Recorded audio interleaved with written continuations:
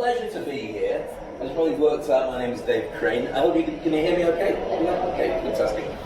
We've got a presentation. I want to share loads of stuff with you, but I want today to be a session that you all walk out of here with something that's really useful for you. So feel free to ask me any question. I don't tell lies, ever, and there is good reason for that. Because, first of all, they say that it takes about 15 lies to cover each lie that you do. In which case, then each of the 15 needs another lie, another 15 for each one. It's easier to tell you the truth and get it wrong, and then later on go, okay, you get the other points. So I just tell you exactly what I believe, and I reserve the right to turn around in 6 months' time and go, I was completely wrong. I think a different thing now, but I'll answer you transparently with everything that you want to ask me. If you don't want to ask me anything at all, that's cool, because we've got a great presentation with lots of ideas for you.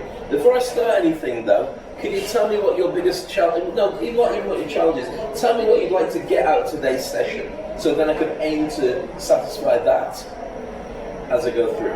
Be able to be confident and doing like videos, when you're doing videos on social media. Okay. Confident on video. Yeah. I think probably get away from being, procrastinate before you're going to do the video. Yeah. So I think it's that, and then obviously be confident when you're doing the video. Right, got it. Perfect. Anything else? Shopping list. Everyone's completely happy. Dave, just do stuff. Don't care. Just do stuff. I'll let you know later if it's any good. I think I personally would want to know more about what to speak on this. Because sometimes when the camera rolls on, I'm not sure about what to say and where to begin and how do I end that video, and especially when it comes to pitching your product or service or whatever offer that is. Don't want to sound too salesy, but also kind of slide that in. Fantastic. Yeah, I'll cover that. And not to be lost with words when they come to Not to be lost, so being tongue-tied. Before you turn on the camera, there's like the whole paragraph in the video, right? This is what I'm missing. As soon as the camera comes on, Okay. Are you all doing social media? You all do social media for your business, yeah? Yes, sorry, go on. Yes, I mean, how to, if you're put on the spot with a question that you want to answer. Yeah. How to tackle that. That's answer difficult questions. I should make a note of all these. Here's the thing, because I've normally got like a clipboard or something I can write on. If I haven't answered your question by the end of it, then please feel free to ask me and I will do that to make sure we get through everything. In fact, what I'll do very quickly, I'll just check. How long have we got? What time should we go? we have been started at 10:30. We need to wrap up by 12. That's what We I'll have 1 hour and a half. Hour and a half. Okay. Let me go through the questions you've asked very quickly, so then you've got that done. So it's out of the way. So when you talk to the camera, there's one thing you've got to remember from every single interaction you have in business, in relationships, and for those of you who are in a relationship right now, or if you're single and you've got a cat or whatever it is, doesn't matter. The only thing to remember is when you interact with people, they just want to know what's in it for them. That's it. I know it sounds cruel. They don't care about you. You don't need to care about me. You want to know what Dave will give you from being in a session. That's why you're here. And it's the same when you go on camera. You might think they're checking you out and going, oh, look at her hair, look at her eyebrows, when she's done lipstick, all that stuff. They don't care. They just want to know that if they spend quality time with you, are you going to let them go a little bit further down their journey and their adventure with more information than they had before they spent time with you? That's it. So therefore, it kind of makes you feel a little bit humbled because all that extra effort doesn't make any difference. It kind of does, because in the world of social media, it's a beauty parlor, and it is. You know, for me, I've been around a long time, as you can tell by the grey beard. I'm turning into a cross between Santa Claus and Morgan Freeman. But I've been in Dubai 30 years, and if you put a hot chick next to me who says even half of what I say, she will win. She'll get much more numbers, much more people watching, and much more people saying, well, you're amazing. I have to work extra hard to be a little fat black bloke to get people to pay attention to what I do. And for each of you, there's a different demographic of what you have to do to make it work. But I do believe that if you work really hard and you know what you're talking about, people will find you and you'll get what you need. One of the big problems that we have right now is everyone thinks it's all about the big numbers. It's not. It's not about the big numbers. It's about the right numbers. Forget vanity metrics. Forget, people who get millions and millions of followers. I've got clients with millions of followers. One of my friends has got like 4 million followers on LinkedIn, and he does monetize it. I've got clients who've got like 500,000 followers on LinkedIn, and the first thing she said to me is, how do I turn that to cash? Because I get lots of likes, I get lots of reposts, and put all this stuff out there that people think is amazing, but nobody knows what I do for a living. So what she really needs is a lot less people who know what who are following her, and a small group who really love what she does and will invest in her services or her products and fill a bank account. So don't worry about the fact that people are doing better than you. They're not. Everyone's doing their own journey. We were just talking earlier about the fact that I've been in Dubai forever. I've been like 30 years now working, and my initial start was in radio. So I came. In fact, my claim to fame for Dubai is I was the person who introduced all you can eat and drink to Dubai 30 years ago. So, am I speaking too fast, by the way? It's difficult. When I'm excited, they go blah, blah, blah, blah, so you have to tell me.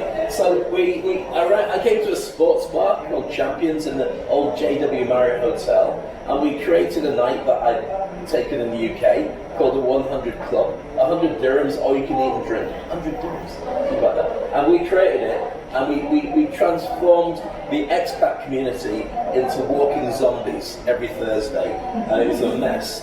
And people said it will never work, but look at all the brunches and look at all the deals everywhere, which are all you can eat and drink. So when you come up with different stuff, sometimes be prepared for people to steal it and run with it, often better than you can do. The way I see it, because I don't think there's many original ideas, even though AI is speeding up a lot of thought processes and we are going to new stuff, but if you're an originator and you're a creator, then you should set yourself to outdo yourself all the time. That's the only way you can really protect your IP, because if you can come up with something great and someone on the other side of the planet copies it and does something with it, you can spend your time, waste your time arguing about it, or you can just say, right, let's do something better, and just be in your own journey. And that's where I see it with vanity metrics, and that's where I see it with the scores of how many people watch your videos and so on. You only need one to buy it from you, and then it was worthwhile doing it. Does that make sense? Okay, as to scripting and what you say, when you're scared to talk in public, then you do freeze. And talking on a phone or talking on whatever it is can make you feel like that. Your lungs start going, the palpitations start going. Let me explain exactly where that comes from, even before I get into this presentation. When we were cavemen and cavewomen, what would happen is you'd be in the cave and sometimes a bear would come in or some kind of predator. And so there's a couple of ways of dealing with it. So if you're in the cave and the bear would come in, then your heart starts beating like that, and the adrenaline starts running through your system, and your brain tunes out everything but the most immediate problem, which is how do I fix this? And you lose your appetite, you just don't feel hungry at all. And so then you either find the blood rushes into your arms and you start attacking the bear. That's fight. Or, alternatively, the same things happen and the blood rushes into your legs and you run past the bear into a forest and keep running. The bear, like that, you get past, that's flight. Or maybe the bear doesn't see you. So you go as still as you possibly can, hoping that the bear will see that big juicy neighbour, who you didn't really like that much anyway, and go past you. But as this is happening, your senses are working out. I can smell the bear. I can hear it. I can hear its breathing. Is it getting closer? No, it's moving away. It's moving to the corner there. Now it's behind me over here. And you can sense all that stuff. And you don't move, hoping it hasn't noticed you or it's not interested in you, until you find an opportunity to do one of the other things, which might be to run or to fight it. And that's freeze. Freeze is our natural way of dealing with an audience. Your audience kicks in the danger zone of what we're meant to do when we're cavemen. But now, as business owners, we've got to go, hi, how are you? Welcome to the gig. Welcome to whatever it is. I sell this stuff. Buy lots of it and I can go on holiday. And that's really hard to go against when your programming says don't freeze. So if you're on stage and your head goes empty, or you've ever started a camera going and your head goes empty, that's the fear kicking in. So how do you deal with it? You've got flight, fight, and freeze. Face is another way of dealing with it. you face your fear by putting things in place. So if a bear was coming into the cave, what you can do is you can have the weapons there, or you can have a moat made of oil that if you get a torch and throw it in, then it all lights up so it can't get to you. Maybe you've got spears there, maybe you've got a trap door that it can fall into, or an escape route, or a bell you can ring. That would get the neighbours to come running, but you have a way of dealing with it. So when you speak, you put in place things that make it easy for you to speak. So I am completely winging what I'm talking about right now. First thing I did was I checked to see how long we had. So I know that in the next hour or so I want to be able to finish my presentation and then answer questions, or then I answer the questions as we go. So this kind of something like that. So I know that if I don't find things to talk about, I can fall back on a presentation, which is easy. So you put as many different things as possible. I never go on stage with a script. But what I will do is go on with slides, and if I have to wing it with no slides or anything, I'll have a list of paper with bullet points that I want to cover. And you may think, oh, people think you're cheating. What's the rule about people? They only care what's in it for them. They don't care how they get it, as long as they get what they're aiming for, and that's what they aim at. So, the other thing, there's 4 F's I've mentioned about dealing with a bear. The other one is friend. And you may have seen this with Stockholm Syndrome, when people have the danger and they fall in love with their cat to protect it. Now, falling in love with a bear is not a great idea, but that's the basic responses that we have built into us, and we don't normally choose them. They just normally kick in because it's our subconscious mind that reacts and deals with it. Okay, so that's a couple of questions. What was the other question you had? What was your question again? To answer a question really put on the spot. Alright, so great question. So here's the way that you do. Do you want to know how to deal with an impossible question? Sorry. Do you want to know how to deal with an impossible question? Yes, of course. Who doesn't want to? Let me say, I'm going to show you something before I answer your question. So I'm going to start by saying, good morning, ladies. Good morning. Good morning. Oh, come on, you can do it better than that. Good morning. Good morning, ladies. Good morning. Right. Here's what I just did then. I trained you because otherwise you were training me. I trained you that if you want the best from me, you have to respond. You trained me earlier, Dave, you're going to keep telling me stuff and I'll let you know whether it's any good or not. That's the danger of doing a live audience. If you go out and you don't train the audience, they will train you, and at the end of it, and you may have done it yourself, or you may have experienced speakers who go on stage, tell you loads of amazing stuff, finish, and walk off in silence. And they come off stage, and I'm usually hosting the event, and say, how did I do? Oh, it's okay. Oh, okay. And they spend ages putting it together.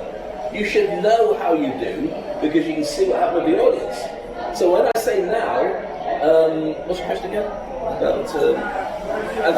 How many people want to know how to answer difficult questions?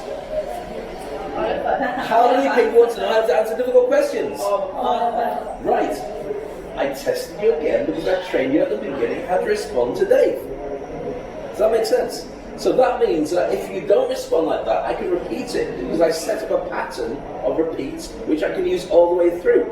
And if I go through my material and keep asking questions and checking with you, there's no way I get to the end of my presentation without knowing how well it went down, because I checked like a commercial break when you're watching TV in the days when we used to do that.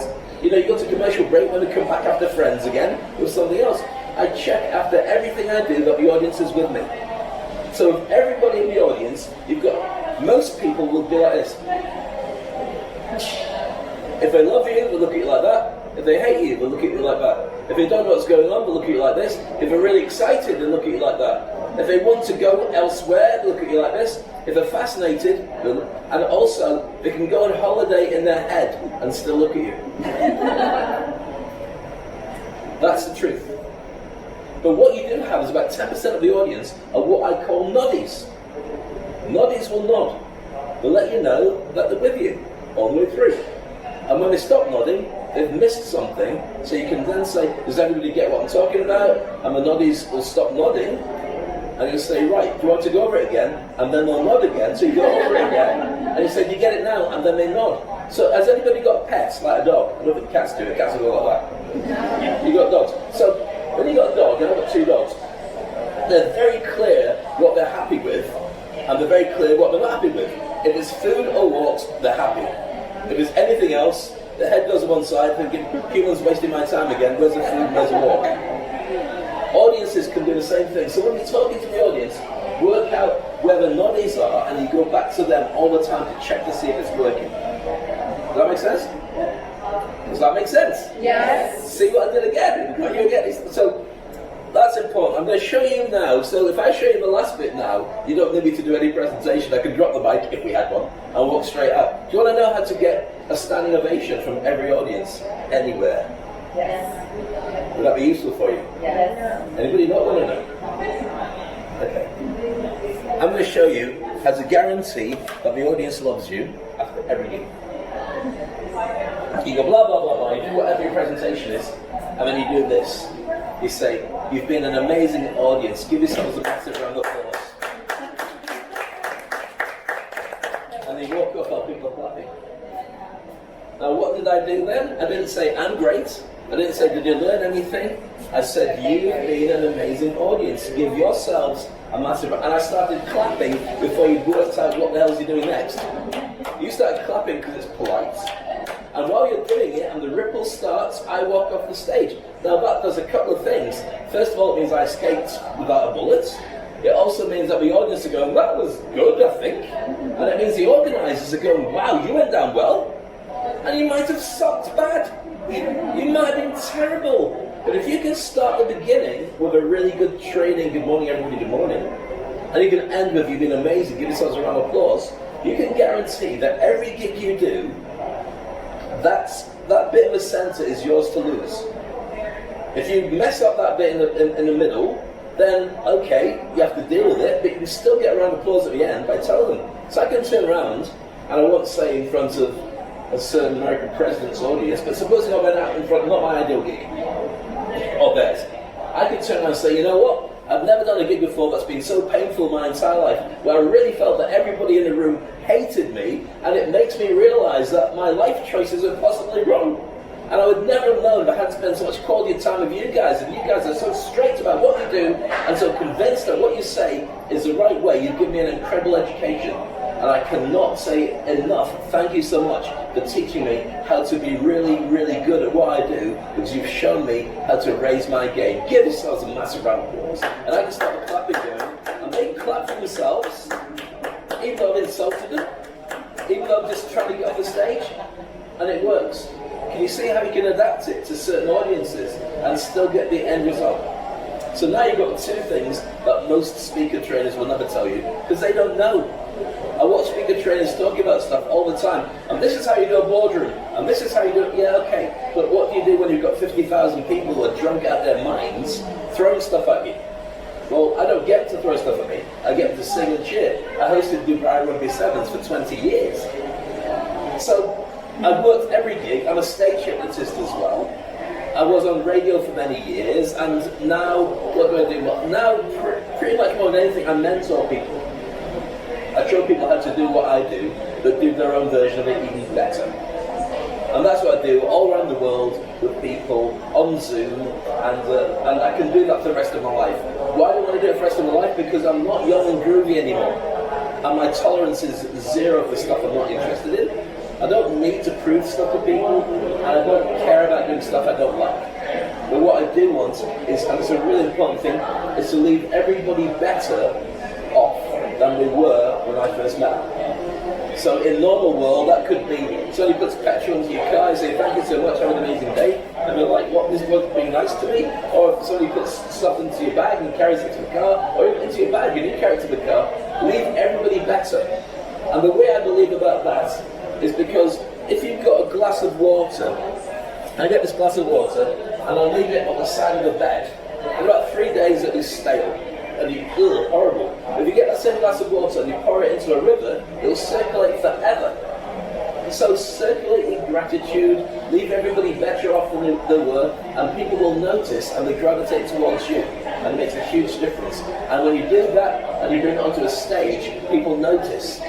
Because one of the things that I do, when Leah and I were talking about the importance of who's going to be in the audience today, I needed to know what the demographics were. And the reason for that is work out the Wi-Fi code of your audience. Once you've worked out the Wi-Fi code of your audience, the same as connecting the Wi-Fi code to the internet in a hotel, in a place like this, once you've got it, oh, we've got internet. Once you've worked out who the demographics are, then you change what you do, but you still be you. So you tailor it for the audience you've got in front of you. So that means you can go in front of anybody as long as you know the Wi-Fi code of it. And once you've got that, sometimes it shifts. Sometimes you do stuff that makes it weird, and then you bring it back on again because you just think, who's the audience? What's the demographics? But the most important thing is to ask that question, what do they want out of this? That's why I started by asking you those questions. Because then I know I'm heading the right direction. And as long as everything I do is still getting you closer to those objectives, then I know that I can go off to different tangents as long as I bring it back to you being better than you were before. Does that make sense? Cool. Right, so that being said, I've just spent 20 minutes not going anywhere near my presentation. What I will offer you though, is if you do want to work with me directly, then that's the QR code for that one there. And if you want to get my newsletter, which is free, then that's that QR code there. And if you haven't already got it, I'll give you a few seconds to get it. And if you don't want it because you think I'm going to stalk you and spam you, you're 100% right. That's what I do. Stalky, spammy man. That's me. Okay, everybody got it? I can share it at the end as well. Okay, and action, and go. Oh, sorry. You got it still? You okay? Yeah. All right. So this presentation I'm going to share with you today is available for you. I wrote it yesterday, and it's available for you to get a copy of it, a digital copy. All you need to do is use that QR code, so everybody should do that. Register on that, put your details, I think it's just your email on that, and then it'll download it so you can get access to this thing. It'll take you to this page, and it's just got a very simple register, and then I'll send you a copy of today's presentation. It doesn't cover all the speaking questions that you asked me today, because that was made up today. But it does cover the rest of the presentation stuff, which I think is invaluable and be really, really effective and powerful for you. Has everybody got this? Because I don't think I'll repeat this slide later on. I finished this slide, my wife and I finished the slide about 10:30 last night, at which point after that, the house goes grumpy. So there's no more conversation to be had apart from snoring. All right. So welcome to today's session. He said after 25 minutes of talking. As you probably guessed, I'm davecrane. Otherwise, I'm an imposter. I've been in about 30 years, and I'm really old. And I don't feel like I am until I try and get out of the car and my knee goes or something pathetic like that. But the stuff I do, I love. I only do what I enjoy. There's no way I'm going to do anything else apart from the stuff that really makes me happy. And what I find, as I mentioned, is to get people who are in business and I mentor them to become industry icons. So industry icon is thought leadership, which is a new battleground that everybody should consider about themselves and their business. Now, thought leadership is a challenge because everyone says, yeah, there's thought leaders everywhere. And I think there are thought leaders everywhere. But what I'm going to share with you is a business model that will allow you to position yourself as the best in your industry if you follow the steps. Is that of use to you? Yeah. Yes. I'll do it again if you don't try it. Is that of use to you? Yes. I'm doing this because I want to annoy everybody else who's out there who's not in this room, who's wondering why we're having fun in here. So this is an introduction to me and what it is I do. Ladies and gentlemen, I've hosted over 1,000 events, and there's nothing more exciting or nerve-wracking than getting to introduce one of the best in the business. He's an award-winning international motivational speaker and coach. He's worked with celebrities like James Brown and Bruce Willis. And I'm Jack Canfield. And I'm Ryan Tracy. And I'm John Gray. I'm Jared Rock. And I'm Perry Marshall. Sounds great.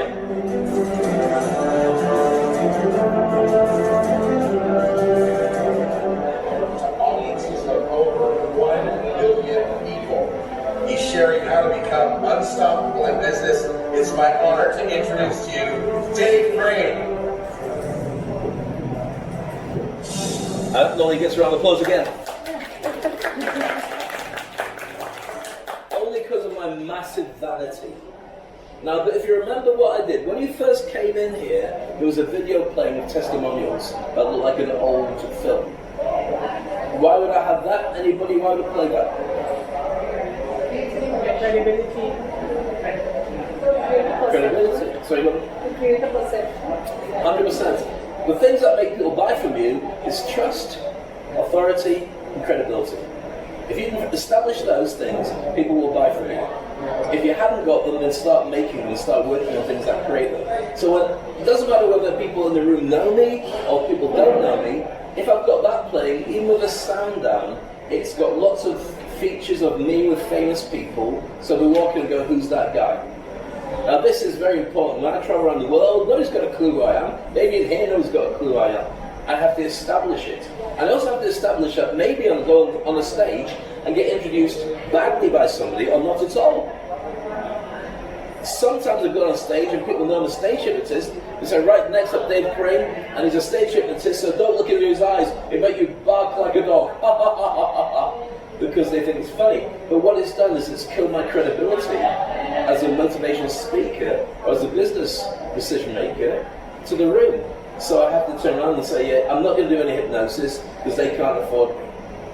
So I reset the room like that, and then I can start doing what I do. But then what I do is if they don't do a good enough introduction, I fire off that slide that you just saw, that one had all the credibility of me with James Brown and all that other stuff, because it means that the room is now going, wow, Dave Crane. And it's not about being Kardashian famous. It's about being relevant to the people in front of you, that this person will do what I need for me to be better at what I need. They'll provide me with that. And so that video is only there to let people know that Dave's in the room, therefore, for the time he's here, even if you hate him, there might be something that's worth paying attention to. If I didn't show that video and I came out, hopefully you'd be interested because you're engaged by the way I'm talking, but that's not guaranteed. For some people, there will be people who watch it and turn around afterwards and say, Dave, I saw that video, can I have a word with you? You never know where people are going to come from. Okay. So I've got a podcast called Speak on Stage, and you can catch that on Spotify or anywhere else. And so if you enjoy the blathering stuff I talk about with this and the interviews that I've done with people, then it's on Spotify, it's on most of the downloading stuff, and it's on the website Speak on Stage as well. I cover most subjects, and everything that I'm going to share with you today is available in much bigger form on these as video projects. Okay. So, why does this matter? Why does any of it matter? Let's go through that. So first of all, and that's my avatar from WhatsApp. Have you got your avatar done on WhatsApp? No, you haven't done it. So I created mine, and I start to use it now on my LinkedIn. You can. What I did was I had my WhatsApp on my computer, so I sent myself in the WhatsApp all the avatars. And then I saved them all onto my computer so I can pop them up all over the place. Really good way of branding yourself on LinkedIn and no one else is doing it. Sorry? I do like that. Yeah, that's exactly right. Yeah, thank you. And I'll get you later on for that so that you're ready. Okay. So, why it matters, everyone's got tools, everyone's got stuff that we're talking about, but the challenge is most people don't use their voice effectively because they don't know what their voice is. And the voice is not how you speak. The voice is how you have stuff going on in here with your internal voice, how you then get a message and get that to the people you want to reach. That's your voice. So this playbook is going to help you to build authority with clarity, share your knowledge with confidence, and monetize your influence your way. And also, so you're not just building a business, you're building a name. Let me give you a little hint. I'll be honest and transparent, I do use AI, and I did use AI to put this together. When you do this, and I'm thinking about it now, go back to your, how many people use AI and stuff that we do? Is anybody not using AI at all? Like, I'll wait for it to go away or to catch it on property. It ain't going anywhere. Here's a really good trick. Once you've written something in AI, especially for LinkedIn or for whatever, ask it to give it a grade 8 makeover. Grade 8. Majority of people are stupid. Not stupid, they just don't read very well. And if it's got complex words in it or complex systems in it, they tend to not pay attention to it. The average reading age of many people in America is quite low from leaving school and the rest of it. And you don't want to lose those potential clients and customers, so give it a grade 8 makeover and it will just make it easy to scan.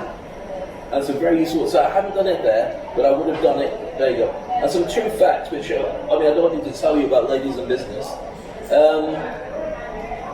Literally, everything that I've got here just proves, as you know, how effective it is to be a woman in business and how you've got better advantages than many people have. We've got this weird thing going on. I'm trying to there's certain subjects you shouldn't really talk about on stage because you never know who you're going to devise, and people will go, ooh, you shouldn't have said that, and you can lose people without even knowing you've lost them. So you shouldn't talk about race, shouldn't talk about religion, shouldn't talk about gender, shouldn't talk about how much money you earn, shouldn't talk about belief systems, if it's going to conflict with other people in the room. It's got the subjects.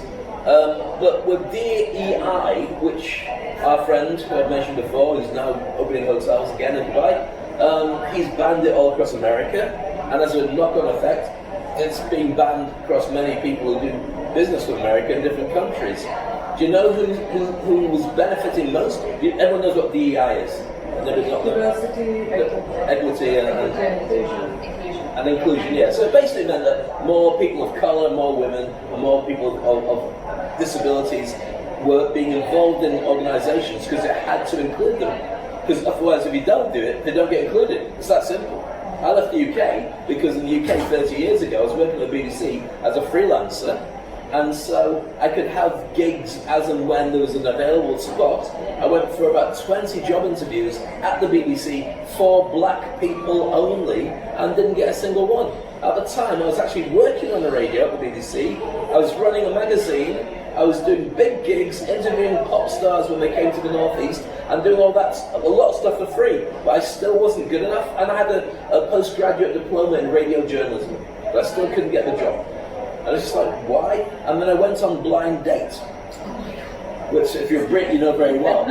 If you don't know it, it's like a dating game. So it's basically, and it's not, it looks like I'm a really desperate person, it's not that. It was, in the day when I went on, there were two reality TV shows, there was Gladiators and there was Blind Date, and they were both culturally massive in the UK. First reality TV shows, on a Saturday, you'd sit there and you'd have your dinner with your family and you'd watch Blind Date and you'd laugh your way through. No, you do Gladiators first and then Blind Date as you're getting ready to go out, and then you go out and everyone would talk about it. So culturally it was massive for my age group and a little bit younger as well.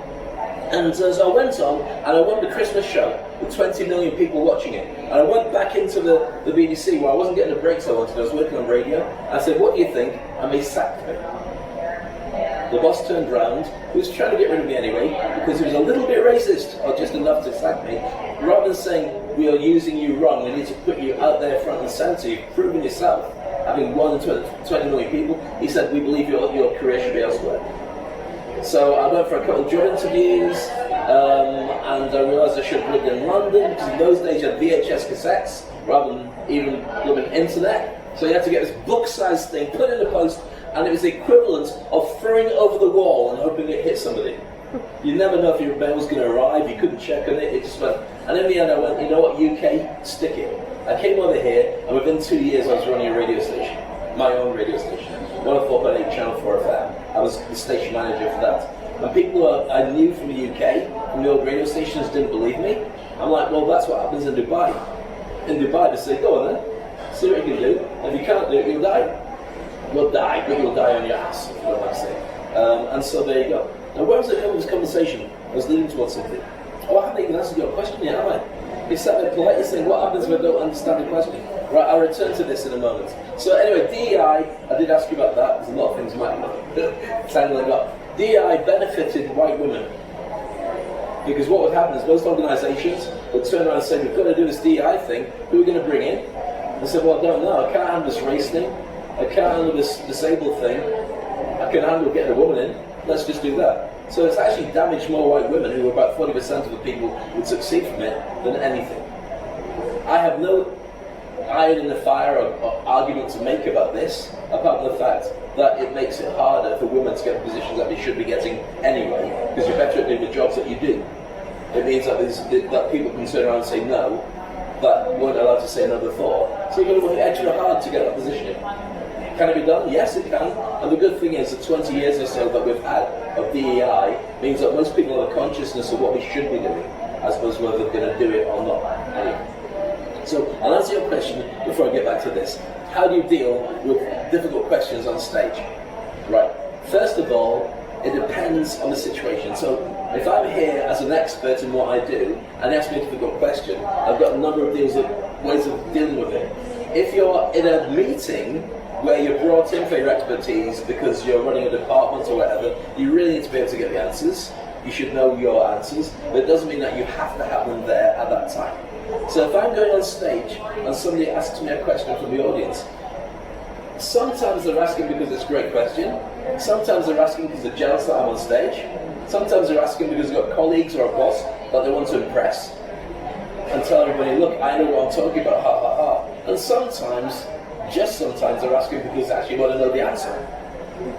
So first thing you do is you say, great question. That way, if they're trying to score some points, they've got the points. See, great question, there we go. Next thing you do is you've got a number of different ways of asking it. So, let's imagine I don't know the answer. Anyone got a clue as to what I should do? Great one, I'll get back to you. I'll get onto my team, I'll look at my facts and figures, I'll get back to you in a realistic time frame, so maybe in 24 hours or in 1 week or whatever it could be. I'll get back to you before the end of the year, oh, that's been too long. But you can turn around to most people and say, I will get back to you. That I'll get back to you bit could also be, this conversation that you're asking the questions about isn't relevant for most of what people are talking about in this room, so can I talk to you later on? We'll have a coffee and we'll kind of just explain. And anybody else who wants to know, then feel free to join me.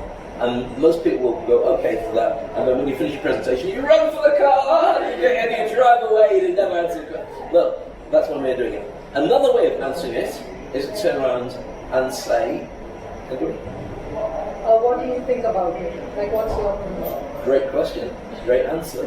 You turn around to the person who's asked the question, and you say, great question, what do you think? And a lot of the time they go, I think it's la la la la la la la, and they start telling you all this thing that they want to say in the first place anyway. And you go, great answer. And you say, I agree with you, and I'll just put a cherry on top of the cake, which is my extra bit. And there you go, so it's done. Right, so everyone's happy and so on.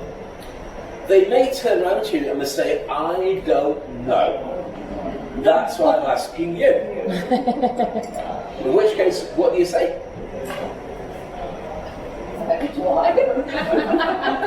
Sorry? Nothing why. You don't have to say that yet. Can you put it to the audience? Perfect. You say, anybody? And you throw it to the audience. And the audience will usually have people that are smarter than you, who know more than you. I think it's blah blah blah blah blah. And you go, great answer. Anybody else? I think it's blah blah blah blah blah. Great answer. Anybody else? I think it's blah blah blah. No, you're an idiot. Sit down. You don't do that ever. Well, sometimes. So you get those answers and you say, great answers, perfect, and I would add a cherry on top. Bang. That way you've crowdsourced the answer, you have not had to sweat, you've not lost your position, and everyone's happy and the audience feels inclusive, so there's something they get out of it as well. Or you can turn around last minute and say, you know what, I've never been asked that question before. That's a brilliant question, I'm fascinated, I'm going to go and find out what it is. And I can get back to you, or you can get back to me, or whatever. Does that answer your question? Yes. Really useful, really useful. If you're doing a Q&A, by the way, I've got loads to go through today. If you're doing a Q&A and you're on the panel, it's different from when you're talking to an audience directly. So if you're doing a Q&A, it's on a panel, it's a beauty contest. It's you versus the rest to prove how good you are at doing what you do. If I'm hosting it, I will take all the panel to one side. I'll say, right, I want an answer out of each of you. I'll ask generic questions. You all get 90 seconds each. Anybody who stays longer on an answer will not get the next question. Is that clear? Yes. No. If I am on the panel, I will steal every second I can. And I'll be happy that they don't come to me, because I mean, you've got to ask yourself the question, why are you there? Are you there to show you're smart, or are you there to close somebody and attract business? If you're there to attract business, you want to be able to say that I'm great at what I do. Drop the mic, come see me. That's ultimately what you're there for. If you're just there to not be included, then there's better ways of doing it. Make sense? Cool. Alright. Where was I? Oh yeah, the entire presentation. Getting back to that then. So, First step, there's 6 steps to this. Reinvent your mindset. Now, if you've already gone online and you've ordered your thingy, you'll get a copy of all this. You don't need to worry about this. It's going to be sent to you, so you can work your way through it anyway. So that means I can just spend time going through it. So reinventing your mindset. And the reason you do that is to trust your knowledge. What you know really well.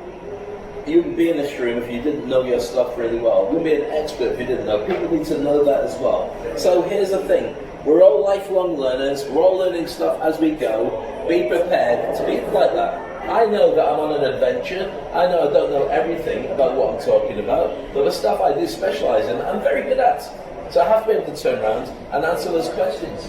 So when you're doing that, make sure that when you are scared about something, then you do something with that. Like I said, that freezing that comes earlier, it's much easier to throw yourself into having the mindset saying, asking a question, what do I do next? So here's a question, how many people are in sales? Anybody not in sales? Right, how many people are running a business? You're all in sales.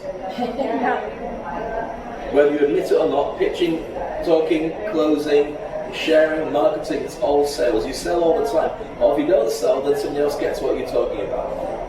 So always be prepared to be able to do that. Now, here's a little tip for you. If you work really hard on a client and you do everything and it's a perfect situation and the marriage is just exactly what, and then they say, oh, we're postponing it, or we're going to go with somebody else, which happens often.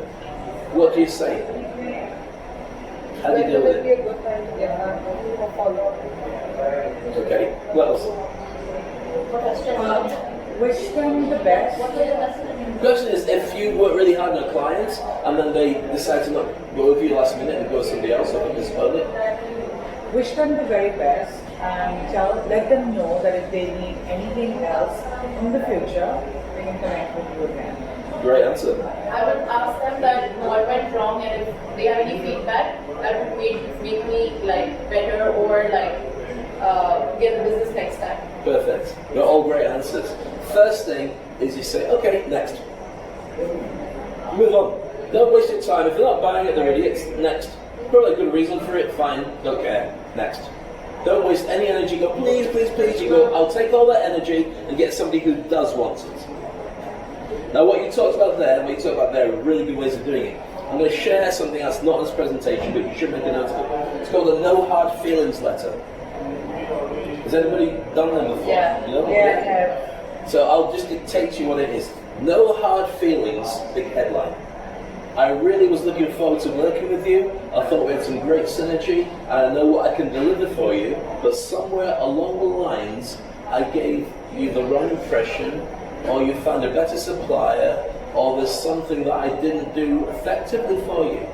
So, no hard feelings, but I would love you to tell me where I went wrong, to make sure that I don't do this again in the future. Really appreciate it, and I'd love to be there to help you should that opportunity arise. Thank you, goodbye. Do you have this written somewhere? Sorry? Do you have this written somewhere? Yeah, I just Perfect. yeah, in my head it's written. Do you know what that does? I use it when they don't come back to you. When you're waiting for a reply and they're ghosting you. And 95% of the time you'll get an answer within a day, sometimes within 5 minutes. No, don't do that. It's not that you're great, it's just that the managing directors put everything on hold. Or it's just that, we couldn't make a decision. Or whatever it is. It's amazing for getting replies, and then you can say next and move on. So it's called a no hard feelings letter. If you put it into your AI will find it for you or something. Okay. Remember that you've already survived through tough times, and what this does is allow you to have the confidence and the clarity to just keep going. And ask a question to yourself, which is this. If you stopped waiting around for things to get better and you started doing something active with that, what would it look like? What difference would it make? See, I don't waste any time. If I'm bored with something, I move on. In fact, I don't get bored. I'm always doing stuff that I love doing. And I'm always pushing myself outside my comfort zone. And I'm always challenging myself to do stuff that gets me closer to where I want to be. I don't like direct marketing. I don't like chasing people. But I'm going, that's exactly what I need to do. To chase people, chase the clients. And make sure that they know, potentially, that I'm an offer to them. Does it feel demeaning? Yeah, it does. But at the same time, if you get a sale, that's kind of nice. So I always push myself outside of my comfort zone to do stuff that most people wouldn't do. So step one, reinvent your mindset and your attitude towards yourself and everything else. So, imposter syndrome. Anybody in the room feel that you've got imposter syndrome? Hands up. Look at that. 2 people only admitting to imposter syndrome. The survey says 92% of people have imposter syndrome, but maybe what you've got is really heavy arms instead. Most people have it. There's a couple of people who don't have imposter syndrome, and it's usually because they're crazy. And I don't think you ladies are crazy. So here's the thing. Would anybody like me to show you how to get over imposter syndrome in the next 2 minutes? Okay, I'll tell you, nobody else cares, and you as well. I'll ask you again. How many people would like me to show you how to get over imposter syndrome? There you go, fantastic. Here's how you do it. 3 things. And I went through this when I went through, during the pandemic. Before the pandemic, I was, as you saw the video there, I was hosting and speaking at lots of big gigs. During the pandemic, for 2 years I had no work. No speaking gigs, no clients to teach how to speak because they weren't worried about it because there was no live gigs. And so, when business came back 2 years later, people were making inquiries. Dave, we've got an event coming up, but then they were cancelling left, right and centre. People would get COVID, and so the boss can't make it, and so on. And I found, I didn't know it, but I had anxiety and depression. Because for 7 days a week, 24 hours a day, I'm online trying to reach people. Trying to say, hi, I'm Dave, please let's do some work together. After 2 years of doing it, I had a thing called burn in. Now, burn out, we've all known, it's almost like a nervous breakdown because you've just been working so hard. But what if you don't burn out? What if it's like your tyres are stuck in the sand and they keep spinning, but they don't catch anything, but you keep going? That's where I was. So I had to keep going because I've got family to look after, school fees to pay for, car loans to look after, rent, all that stuff didn't stop. But when you've got nothing coming in, anxiety kicks in. So I wasn't ready to look after what I needed to do, which was to go back into the business market and be tough. I just was too vulnerable for it. So being a life coach, the hypnotherapist, the business coach, I thought, right, Dave, first thing to do is ask yourself better questions. How can you fix this? And so there's 3 versions of you. I'm going to share them with you right now. First one is a birth certificate version of you. So when you're born, you've got a birth certificate with your full name on, and sometimes it's really embarrassing to see the full name. So you might go, yeah, okay, my name is Beauregard, but nobody calls me that, just leave it there, or whatever it is. So that's the birth certificate version of you. That's the version of you that goes to school. When you first arrive at school, and they read out your name for the register, and then your friends and you and whatever shorten it to something that's a lot cooler. So that's the name you're born with. The next version is social media version of you. That name that you kind of made it a bit cooler is what goes in your social media and what your friends call you, so people know that that's your identity. So for me it was simple. I was Dave Crane. Dave Crane off radio, Dave Crane to my friends, Dave Crane from school, done. But Dave Crane wasn't strong enough to be able to get back into business. He'd taken no work, or virtually, enough to scrape by, because obviously we survived. And so I had mega doubts about how I could do business, because it was easy before, work just kept coming my way. So I thought, well, ask yourself a better question. Is there another version of you that you can tap into? And there is. There's a third version of you. And the third version of you is the superhero version of you. Now that sounds crazy, what are you know about? Let me put it in perspective. You all do different work. Some of you overlap, some of you don't. But there's a certain time in what you do that you can be working on something and it's just brilliant. Maybe you're writing a proposal and you realise it's 3 o'clock in the morning and I'm not going to stop because this is excellent. Or maybe at certain times you're doing stuff and you're amongst a group of people. See, there's no microphones. If I splutter, then I apologise in advance. So, you do work, and then it comes to a point where you just go, leave that with me, I'll take care of it, I'm brilliant at this, you do your bit, I'll do me. So there's a part when you are brilliant at what you do. And it's not the business card version of you, that's whatever you put out to the public. There's a certain element when you are amazing. And the part of me that is amazing is when I have a microphone and an audience. I can go out and host rugby sevens without even thinking about it. 50,000 drunken people and their favourite teams just been knocked out, and as I'm talking to them, I'm running my team who do all the sound, the lighting, the commentators, the referees, I'm looking after the sponsors, I'm looking at the time I've got cheerleaders, I'm running about 5 different, maybe 50 different things at the same time, and talking to the audience at the same time. That version of me is brilliant. And if somebody comes up to me during that time and says, Dave, I need you to do that, I'll make a very quick calculation whether it's a yes or a no, and most of the time it's no, I'm busy doing this, I'll come back to it later. Done. Fearless. So I thought, well, why don't I give him a name, and why don't I let him take over for a while? Because I can't do it. Dave Crane wasn't strong enough. Dave Crane was broken and bruised. Dave Crane was burnt in. So I called him Max. My middle name is Maxwell. So I called him Max. Decided to call Max that guy who's on stage. And I handed Max the keys to running my life. So what first of all happened was a client turned around and said, Dave, we've got an event coming up. Would you like to send a proposal? And I thought, okay, I'm going to ask Max what to do. Now, don't get me wrong, I'm not mental. So when I say I'm asking Max, I know I'm asking that version of me like actors do. I'm not going look in the mirror and, oh, someone's looking back at me. It's not like Dorian Gray's mirror or anything like that. So I said to Max, what should I do? And Max said to me, give them 24 hours on the proposal to get back to you, otherwise the offer's off the table. And I thought, I can't do that, because they've got to get the procurement department and the boss to do it, but I don't want to kill Max and the enthusiasm from that. I'm going to make it 48 hours. So I put on a proposal, 48 hours, otherwise this offer disappears, and about 20-25% of clients turned around and came back in 48 hours and said yes. The rest of them either didn't come back or came back much later, and I accepted them because I needed money, so as we all do, to be able to do it. But I thought, wow, we're onto something here. So I started using Max more and more for stuff. And now this is Max. This is me. The only time I'm not Max is with my family. I'm Dave at home, because it's unfair to unleash that. So let me give an example about Max. So I went to a business breakfast, I was chatting to a load of people, and as sometimes happens, only 3 black people in the room.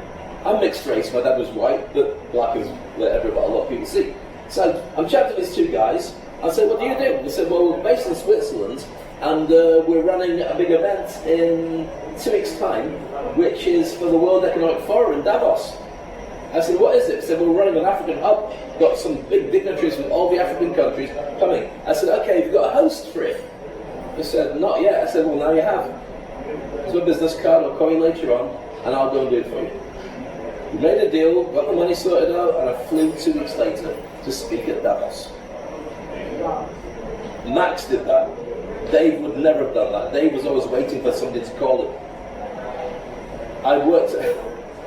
My contacts who I met in Davos included a gentleman who works for the Vatican. Says, Dave, would you like to give a speak at the Vatican? Yeah, okay. So I spoke at the Vatican last year. And this year, the Vatican took me to Davos. So, and I ran a thing called the World Changers Forum, World Changers Summit. So, did you ask a question? Yes. Go ahead. Is that overselling sometimes?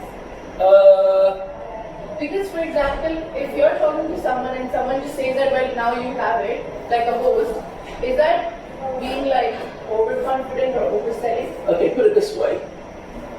When I talked about DEI, the reason I brought it up and the reason I left the UK to come here is because I get ignored unless I put myself forward. My career in Dubai is still comparable to people who are not as good as me, who do much better because their face fits easier. So you can have a choice, you can sit and wait for it to come to you, and sometimes it does, most of the time it doesn't, or you can put yourself forward and just say, this is me, turn it down, you don't want it, okay, next. And you kiss a lot of frogs until somebody turns around and says, yes. Does that help Yeah, an answer? One day I'll be dead and I won't be here anymore. Hopefully not today, but if it is today, then I'm happy. Somebody here will get blamed. With a video camera. But if it's my last day, I want to be able to say it's my best. I gave it my best go. And I have no fear about saying no. If people turn me down, okay, next. But you never know what you might get if you keep pushing for it. And that's the way I see it. I mean, if you don't do it, then people who are better at it, or at least better at BSing than you, will get the gig, whatever it is. And one thing I truly believe, and I'll explain it more as we go through this, as I said, running out of time, I know we're going to have to get through it quickly, is right now, the old established way of doing business is dead. Governments that used to be there forever and ever are now being knocked on the head. You've got influencers even insulting people everywhere who somehow through social media are getting attention, and people go, he's loud, must be good at what he does. I won't mention any names, or will I say Tesla. I won't mention that either. But right now, it's not even driven by moral values. It's driven by loud and out there. And look at me, I'm richer than you, and I'm more important than you. The game is up on its head, so you might as well get out there and do it. What's the worst someone's going to say? Not interested. Okay, next. Did I say something wrong? She's worth for Tesla? Not the Tesla one. Okay, good. Alright. So, recreating yourself. I've mentioned this before, I'll go through it quickly. So David Maxwell Crane, that's that cushion with a bag on it, that's it, that's me. Little me, mini me. Social media me is this one. Ooh, hello. Wife, kiddie, bit older than that, she's taller than me now. Okay, so that's David Crane. Then superpower, the best way to do it, by the way, is finding your nickname. If you had a nickname at school, give that your name. And that's the version of you that is really good at what you do. And give that a character and let that make some decisions for you. Really powerful, it counters your imposter syndrome brilliantly. So mine, as I mentioned, is Max. And you can reinvent your own version, and look at what was with James Bond. Every single era was a new James Bond to fit the circumstances. The next one will not be like a shark. The next one will probably be a lot younger, and a lot more suave and sophisticated with Daniel Craig. But Daniel Craig was exactly right for the Bond that we had. That's why people said, oh, can't have a blonde James Bond, but he did 5 movies, not by accident. Okay, so reinvent yourself. Alright, where was I? Okay, adaptability is the only way, but if you've been in Dubai this long, then it's because you're really good at adapting. You know, and it's not about being stronger, it's not about being faster, it's not about being smarter, it's about still fitting in and being relevant. And that's why social media is so important to be able to do this. In fact, I'm speaking to this, I've already given you at the beginning, so I won't go through that. I'm doing a special workshop, which I'll talk about, and I'll give you the QR code for by the end of today. I'm doing a special workshop on how to do business storytelling and how to dominate LinkedIn. So if you're interested in dominating on LinkedIn, and also finding out what your voice is, and your message is, and your signature message to the world. So for instance, what you know of me for the last hour or so, you can probably see what my messages are like. But how many people follow me on LinkedIn? I just started. Okay, so am I any different now talking to you in person than the stuff I talk about online? That's the same, isn't it? Yeah, because the signature message of who you are should go out to everything that you do. Don't BS it, people can see.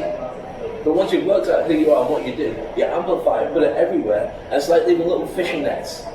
People know who you are by what it says on the tin, effectively, and that means there's no surprises. And some people won't like you, and some people won't want to work with you, but those who do can find it easy to work towards you, because you've done that. There's a little story about what's on the tin. And I don't know how true it is, but something I was told by a friend of mine.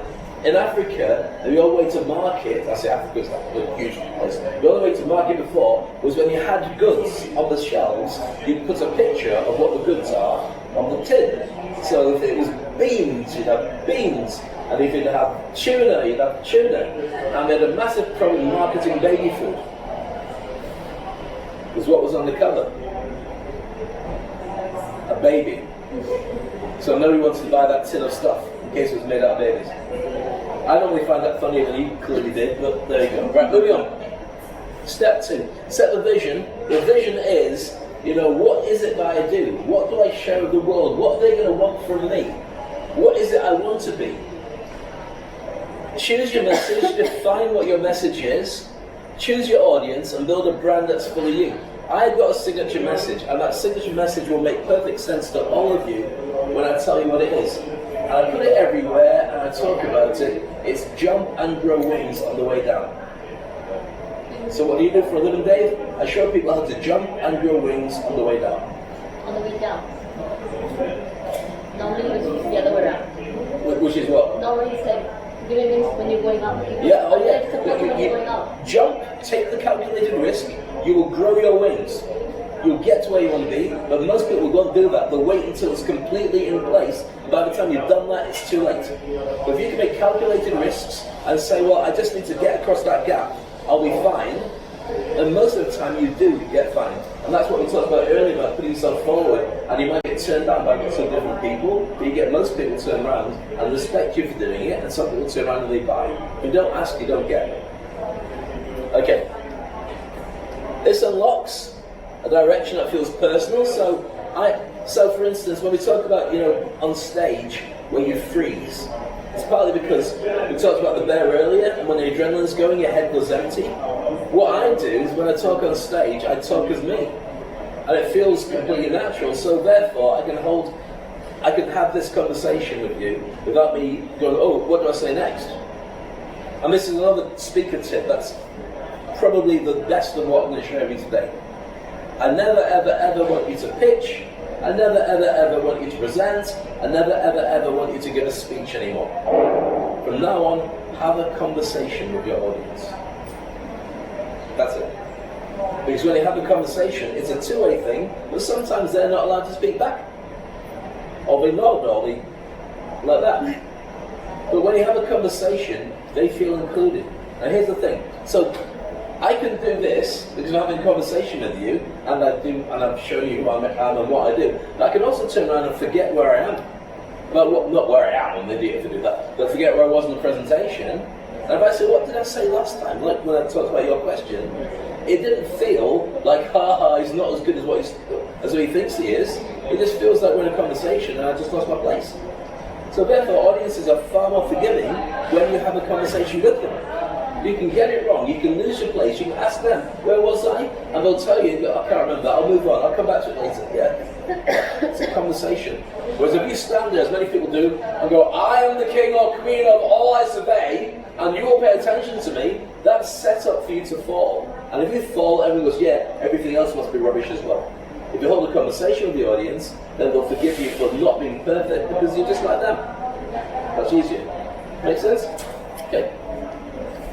Okay, so when you do this, you set the vision and you show who you are, it means that you're building something that's special. So the question to ask for this one, I won't ask you as rhetorical questions, I want to do more Q&A, is who are you building what you do for? You might have a great business and it might be fantastic, or it might be fledgling or just started, but who's it for? Who's your avatar? What are they interested in? What's your message? What's making them want to work with you? If you can't do that, and if you turn around and say, oh, well, I'm very good at this, and I want to do this, well, that's very nice, keep it to yourself. So, the question, for instance, how many people have written a book? Okay, that's a very kind of like half book. Has it published? Is it the jobs? Excellent. How many people have got a book in them that they want to publish one day? Alright, and you guys don't care. I'm not bothered. I don't read a book, it's alright. Nobody reads books anymore. I've got an iPad. Most people have written a book, not most people, many people have written a book. And what happens with the book is it sits in boxes in their garage and gets mould on it because nobody wanted it. And why is that? Because they didn't write a book based on what the audience wants. They write a book on what they want to say. And the audience doesn't care. So nobody buys it. The only people who get the book is your family every year. Like that, oh, cheers, I didn't read the first one, but oh, surprise, surprise. So when you do stuff, always create it with them in mind. Podcasting, social media, everything like that. So this is the thought leaders playbook. Again, that's going to be in your download. This is how I build my system. So I don't know how easy it is to see, but I'll describe it very quickly. And this is what the system is with the 6 steps I'm talking about. Move out of the way, otherwise my face will be on it and I'll ruin your pictures later. Okay, so for everybody is working out. I'll just stop talking now. Click, click, click, click. You don't even click anymore, just like that. Blackberry, do you remember Blackberries? When Blackberries were the most important phones? You know, they turned down the touch screen. They were offered it first and turned it down. They said people like buttons. Well, clearly not. We were famous for their products. That That doesn't mean anything. Look, remember what I said about Darwin? It's adaptability. You've got to see where it's going next. And sometimes it's easy to say, yeah, but we've always been the king and queen of everything we do. Yeah, but we don't want that anymore. So you pivot. Like, for instance, taxi drivers versus Uber. Or lawyers, doctors, and accountants versus AI-driven people with the same stuff. Alright, so I'll talk you through this very quickly. When I work with people and I teach them to be thought leaders, it normally takes about 2 years, but they get instant results because we change stuff very quickly. The mindset for this is, first of all, you've got to be ready to turn around and say, I don't know what I want, but I want something different from where I am right now. If people aren't ready to say that, you're wasting your time. I don't look for clients, because if they're not ready, you're wasting your time anyway. You've got to get people that are looking for what you do. So the first thing is, reinventing your mindset, believing in yourself. I know I'm standing in front of it so you can't read it, but I will move in a moment. The next thing is aspiration. So point 2 is you say, right, I want to be like that person over there. I want to be the Taylor Swift of marketing or something. So you can work out somebody who you admire, you're not the same industry, but you want to be like them. That gives you a good focus to say that I am the Ronaldo of XYZ industry. So once you've got the idea that you need something different and you aspire to be better, driving is when you trip over the TV and it falls on the floor and the security come in and they give you an invoice for about 5,000 dirhams, and it's so funny when you do it. No. So driving is, imagine you've got a car and you fill your car up with all the stuff that you need and you start driving off with towards your success.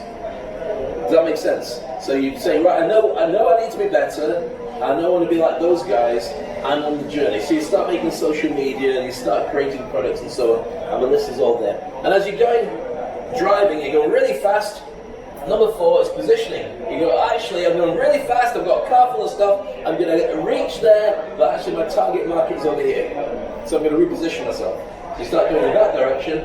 And then number 5 is refining. You go, this car has got all the stuff I need in it, but my clients don't need all this stuff. You only need that and that and that. So I'll just get rid of all the rest of it, I'll go faster, and it means I can really focus, laser focus on what my audience wants. And then number 6 is industry icon. This is when you own the name. So people will say to me, we got you in because you need to do a Dave Crane on this audience, or Dave Crane on this conference. When your name becomes a verb, and people know exactly what it is. So like him or don't like him, you can do a Donald Trump on the economy. An interesting conversation. Or you can turn around and say, I'm going to do it. I mean, for instance, let's take Elon Musk as an example. I always did a gig with him recently. So Elon Musk, genius with questionable values. Is he a genius? Unquestionable. Do you like him? Don't have to. But here's the thing. He is an industry icon, because if you're going to get somebody who's going to take us to Mars, it's probably going to be Elon Musk. You're going to get somebody to create. I remember when he started talking about electric cars. People said, why would we have electric cars? But we have got electric cars everywhere. Elon Musk did it. Flying taxis, all this stuff. Elon Musk is the guy. So when you position yourself as the best in your industry, and sometimes all that means is you've got to be one step better than the people who are on the same level as you, then people will start positioning you and going to you as the go-to person for that. And that's what everybody needs to do, because it means that when AI comes in, it makes everything change. Your name is out there, your brand is out there, people recognize you, they see you, they hear your voice, they see the social media, and they just say, well, let's just get that person in. But it also means that, for instance, everyone's got their phones, and your phone has got a better sophisticated camera that can do videos and pictures better than we've ever had with SLRs and so on in their own hands at least. But if you were getting married, would you say, everyone's got a decent camera on their phone, we'll just get them to say, wedding photos? No. Why? Because they're drunk, or because they argue, or they leave the phone, or whatever it is, or they get pictures of their thumb, or they drop it on the floor, it's covered in sand, or they forget to do it. You still pay for a wedding photographer because that's what they do.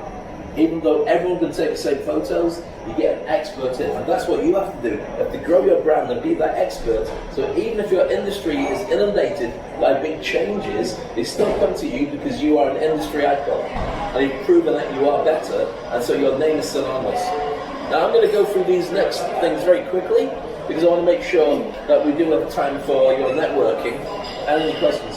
So step 3, you build this machine, that's a driving, to get you to where you need to be. I mean, that diagram that I showed you, I'm just going over that very quickly.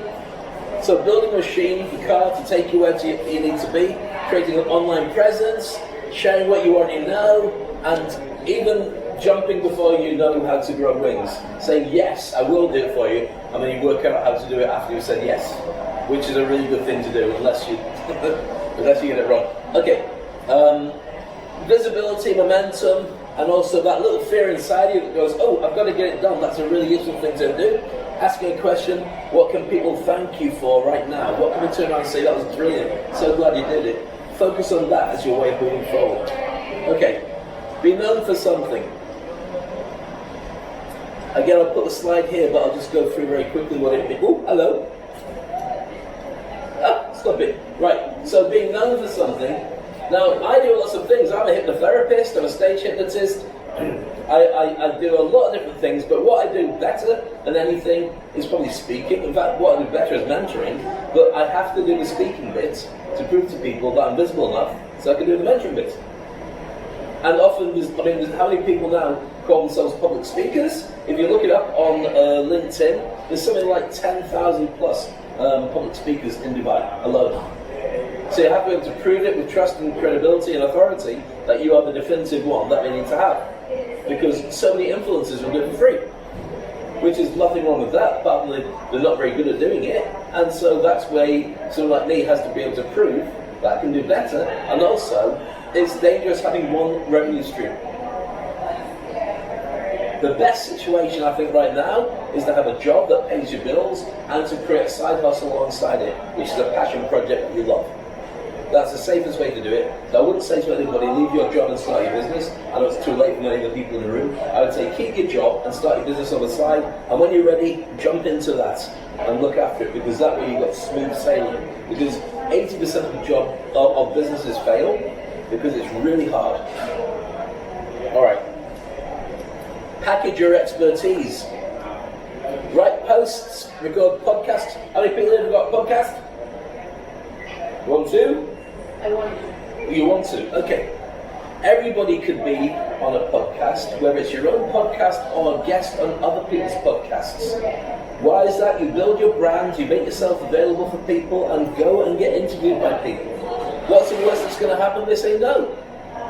But if you create enough posts and enough social that proves that you're good at what you do, people will find you and they'll want to get you on their podcasts. Okay. And again, asking yourself that question, what would your signature offer be to people? What would you say to people? This is what I sell and what I buy. I'm going to go for this quickly because you've already got it on the download anyway, so you don't need to, you can look over it yourself. Okay.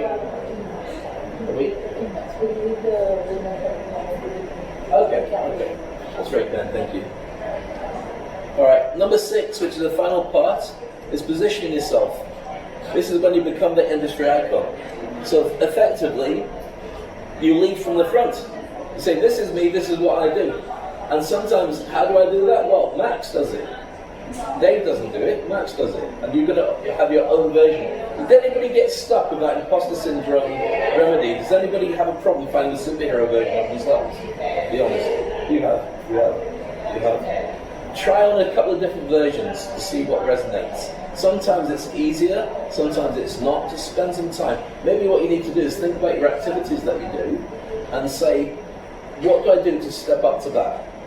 So you might, for instance, be at your best when you're running a room full of businesswomen. Is that version different from the version of you at home? No. Exactly, so that version of you that's here right now, give her a nickname. It might be your existing name, it might be a name you want to make up, it might be what you call at school, and that's the version of you who shows up when you need to step up your level. That's the version of you that hosts online. That's the version of you that does business meetings and so on. Does that make sense? Yeah. Okay, cool. So the 6 steps are this, which are already available as you've seen in the download, for those who've downloaded it. And that's all what the positioning is truly all about. I'm going to move on to get a shot of that if you want. I don't need to stand next to it because it's got me in a picture on the side of that. Look at that. Yeah, that's the rest. Stop saying that. That's got to be change it. He was. I remember him in Shaft. He's brilliant. Okay. You know that you and I are the only people who know Mr. Rice. There's nobody else going to.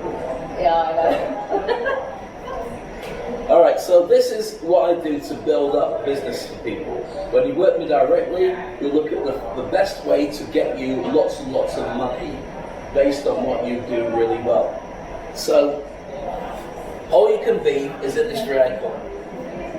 Speaking live, coaching, inspiring people to follow you, reaching out globally, influencing people, and also setting deals, which could be joint ventures, it could be affiliates, it could be startups, it could be investors. That's the Venn diagram that covers it. How do you create these? And this is in your notes, by the way. You've got this anyway, so I don't mind going through it. I'm just going to swap to the other side to introduce it.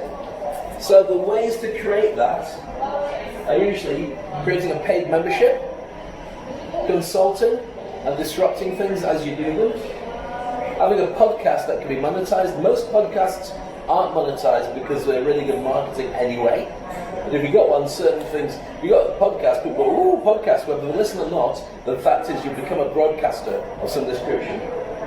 Sponsored ambassador, people pay you to represent their brand. Organizing events, mentoring and coaching others. These are all revenue streams that can contribute towards this. I don't know how easy it is to see with the lights coming through, but we must have the biggest curtains on the planet to close this, so I'm going to let you attempt it. The book business model. The book business model, my book's called The Thought Leader's Playbook. And everything I've shared with you today is from The Thought Leader's Playbook. Everything I put online is from my book, The Thought Leader's Playbook. Yesterday on LinkedIn, I had a testimonial from a guy called Dave Ulrich, who's like the godfather of HR. And I interviewed him. I did a gig with him in Dubai, because I was so lucky being in Dubai. I asked him for a testimonial, and the testimonial's for my book. I can put it out on social, and people look at it, and again, drives it back to the book. How many versions of the book, how many copies of the book have been sold? I don't care. It doesn't matter. The fact is, the book is where it all comes from. The podcasts, the interviews, the chance to speak is often only because you're a published author of some description. So the book is more important to have a business model around it than sales from selling a book. That's not the important bit. Seminars, retreats and summits, showing people the expertise that you have. Online training courses, PR, networking and interviews. Mastermind groups, getting people to pay to be run by you so that you bring people together who can share expertise and raise their game by asking questions on a monthly or weekly basis. Paid content creation. So if you know your subject really well and there's a gap for bringing stuff into it, not quite so easy with AI, but sometimes you need to have case studies and real examples, then that's very good. And then licensing your products and systems. If you're really good at what you do, you might create a system and say, right, you can buy that and I'll let you and get a franchise for it. So you guys will understand a large amount of that anyway. So does anybody know how McDonald's make their money? Franchise. Saying franchising, it's not franchising, it's not burgers. They're the biggest real estate company in the world. Exactly, the biggest real estate company in the world. Think about it, they buy the most prominent position in town, and to pay rent, they put a McDonald's in it, somebody gets a franchise, or licensing, they run the store, the money goes into McDonald's, and so the store is owned 100%, the space, the building is owned by McDonald's, and they put it onto their real estate. It's genius. So the burgers and the fries and all that other stuff has got nothing to do with their business model, it's just the way that they get people to license and franchise it to make sure that they can buy all this property. So think about that with your own business. What are you doing that there might be another business underneath it that can spin off as a pillar of what could generate you revenue for you? Okay, so this is, you can see this in your downloads, and this is the event. This is what you're going to have a look at. That'll take you to a page straight away. I'll take a photo of this, up to you. This is on the 28th of June. There's limited places. Literally, there's going to be as many as in this room. And I haven't put it onto LinkedIn and so on. I don't want it to be too big, because I won't be able to answer questions. If it gets too big, people don't do that. Then I'm going to ask questions. But I'm going to spend a whole day teaching everybody what you need to do to be effective on LinkedIn. And your own way of getting there. I've just invested on a course, a 10-week bootcamp, 11-week bootcamp, with a guy who's the world's #1. And he did a very good job of teaching everybody how he does well.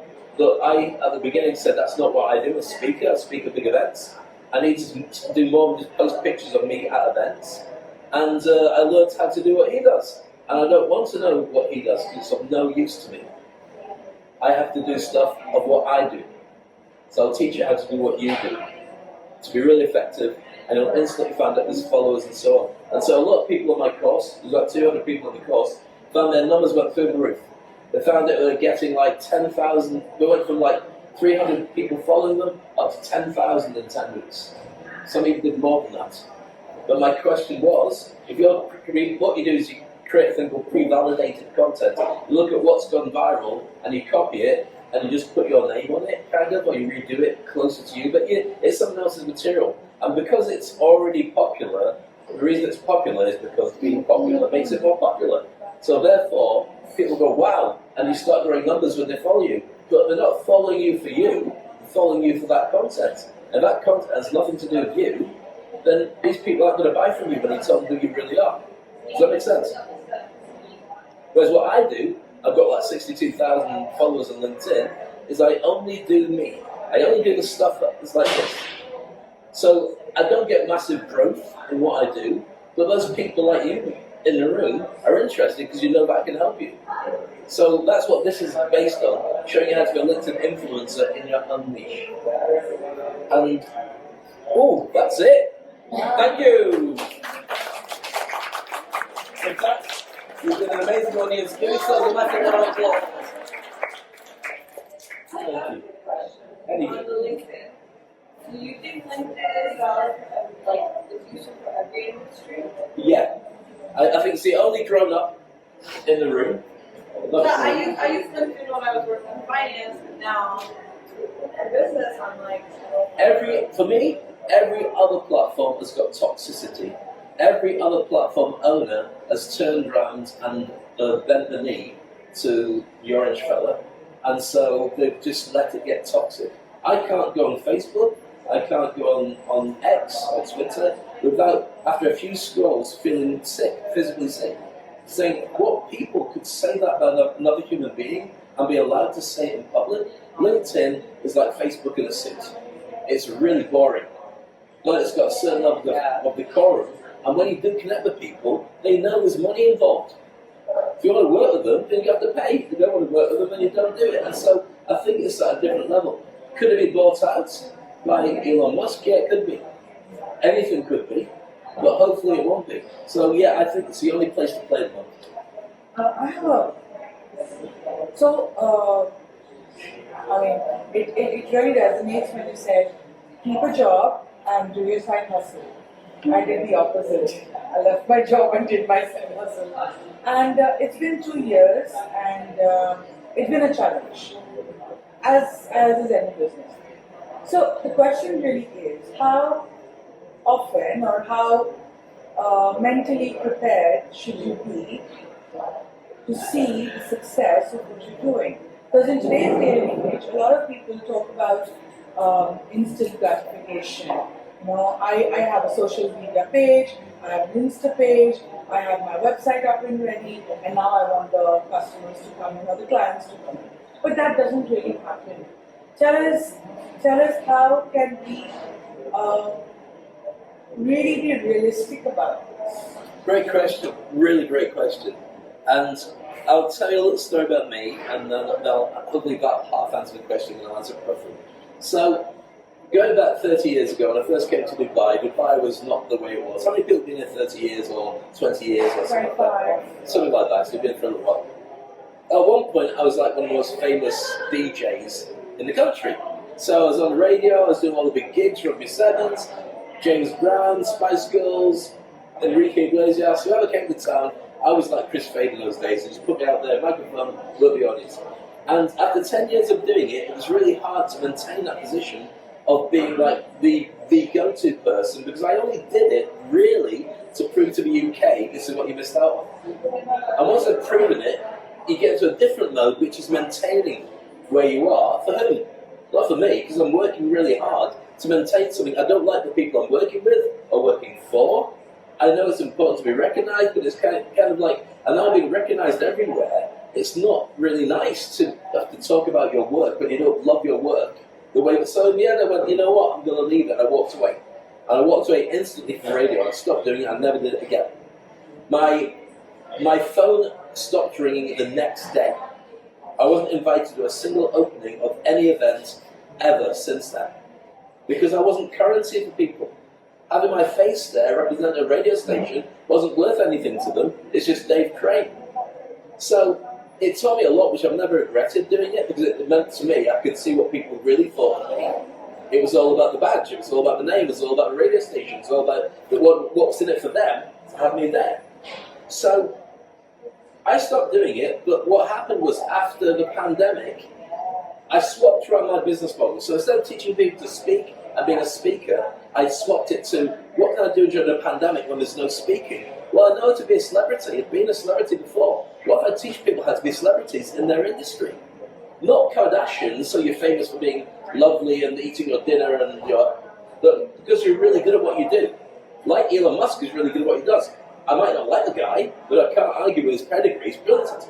So I show people how to be industry icons, but in order to get to that position, I then had to get back onto the horse and start riding that celebrity thing myself. I had to show up and show, and it was really hard, and it still is really hard to do.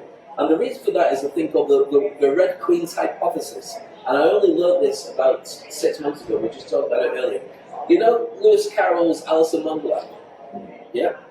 So the Red Queen, I can't remember where Johnny Depp played it, but anyway, off with his head and all that kind of stuff, the Red Queen. So the Red Queen says lots of weird things, but one thing that she said is amazing, which is you've got to keep going, you've got to move everywhere to stay where you are. So if you're on a treadmill and you're running really fast and you stop running, you fall off it. But here's what happens, you fall off it and the whole world keeps moving. And then somebody else jumps on the treadmill and starts running instead of you. And then there's new treadmills set up. And we're going in a different direction, and there's other stuff you haven't even thought of. So when you get back into it, it's a completely different landscape. And I found myself in that. So here's what I ended up doing. Has anybody ever seen the movie John Wick? Yeah. How many people have seen it? Just so I know I'm not talking to myself. Okay, those who haven't seen it, I'll describe this as a scene. So John Wick, played by Keanu Reeves, who is a hero of all proportion, the world's worst actor, a lovely guy, and he just does certain movies really well. So Keanu Reeves plays the world's hardest assassin, which after the 4 movies you go, okay, I'll buy into that. But the first movie you go, that guy, Bill and Ted, is the world's toughest. So the enemy kills his puppy and blows up his house. Don't ask me why, it doesn't matter. So he's killed all the baddies, and he's really good at doing it because we saw the Matrix, he was really good at doing it. Anyway, so he goes into his bedroom, and there's just ruins and burnt wood and everything, and he starts hammering on the trapdoor in his bedroom, and he lifts it up from the cement, and inside there's a room full of guns and bombs and knives and Kevlar and everything. He's got a complete armory there. So then he takes out what he needs and he goes and sorts out all the baddies and does that for another 4 movies. Maybe another one afterwards, depends if you saw them. I realised that to get back into the game, I had to lean back into what I did during radio. Yes, I worked with Bruce Willis and Sylvester Stallone. Yes, I did James Brown. Oh, it might be slightly old, but what it does is it proves that I'm an original gangster, an OG, at what I do. I don't chase it now, I don't often get offered it now, but I've done it. I've got the t-shirt, I've proven it. So therefore, a lot of the posts that I have will be when I did this. And it's because people love business stories, I can find a reason to show one of those old clips or those old photos of me with somebody. And yes, I am young in those pictures as opposed to Santa Claus now. But if you write a story about, remember what I said, which is what's in it for them. So if I've got a picture of me with James Brown, which I've never actually published, but I should do, because then I can refer back to it, I can tell a James Brown story about how it can help you in what you do now. Then it's got relevance. If I just do, that's me and James Brown, some people go, wow, some people say, I don't care. So what you're going to do is spin it, so it has relevance to your audience, so then it reinforces that belief that you are the best person to work with. Does that answer the question, kind of? Or it doesn't? Partly. Okay, so what was the We question? have a question. We'll have a round again. Okay, what was the original question, just so I get it right? So it's cultivating the mindset of probably having the patience to see that your business will take time to grow. Okay, so here's the thing. You can never take your foot off the gas. I will end up in social media for the rest of my life. I have to have indicators to see what's working, what isn't working. And there have to be real hard indicators. So sometimes I look at my numbers on LinkedIn to see if it is improving. It doesn't have to improve the way some other guys are, but it has to improve and look better than it does at the moment. Every day it has to grow. And also, if it's not growing much, am I getting clients in that were interested in stuff that they saw on LinkedIn? Yes, I am. So the numbers might not be growing, but I can see that those clients who come to me say, yeah, I checked you out and I love what you do. I'm getting more and more business all the time, purely because of that. Even though the